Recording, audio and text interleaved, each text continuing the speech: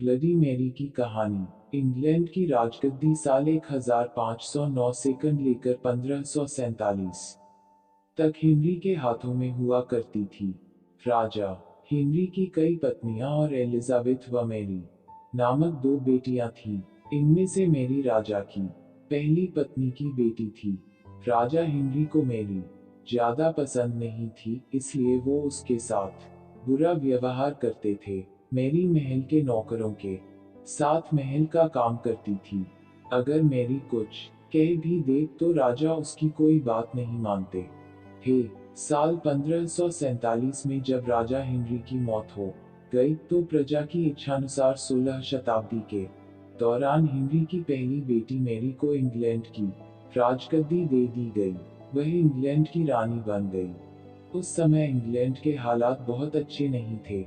England Catholic और Protestant इन दो धर्मों के बीच में बंट गया था। उस समय दोनों धर्मों के लोगों के बीच जंग छिड़ी हुई थी।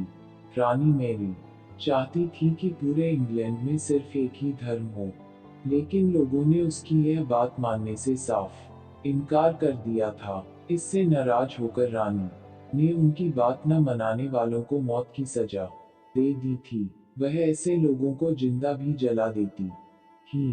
रानी मैरी की इस क्रूरता की वजह से इंग्लैंड के लोग उससे नफरत करने लगे। ऐसा भी कहा जाने लगा कि रानी मैरी कुंवारी जवान लड़कियों के खून से नहाती थी। उसका मानना था कि उनके खून से नहाने से वह ज्यादा दिनों तक जवान रह सकती हैं। कुछ सालों बाद रानी मैरी ने शादी कर ली और कुछ समय बाद इंग्लैंड में एक खबर आई कि रानी मैरी गर्भवती हैं और जल्द ही उनके राज्य को उनका नया राजा भी मिल जाएगा। इस बात से हर सभी खुश हुए, लेकिन उस समय रानी मैरी के साथ बहुत ही अजीब घटना हुई। उनके गर्भ से किसी भी बच्चे का जन्म नहीं हुआ, बल्कि कुछ ही महीनों के बाद रानी मैरी का पेट फिर से सामान्य हो गया। वहां के ओझा लोगों ने अपनी तंत्र विद्या से बताया कि रानी मैरी के गर्भ में कोई बच्चा नहीं बल्कि एक भूत आकर निवास करता है।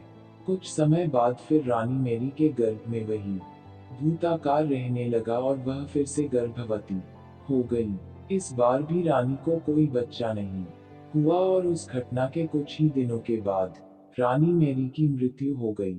इसके बाद मैरी की छोटी बहन एलिजाबेथ को इंग्लैंड की राजगद्दी पर बैठाया गया और एलिजाबेथ इंग्लैंड की नई रानी बन गई।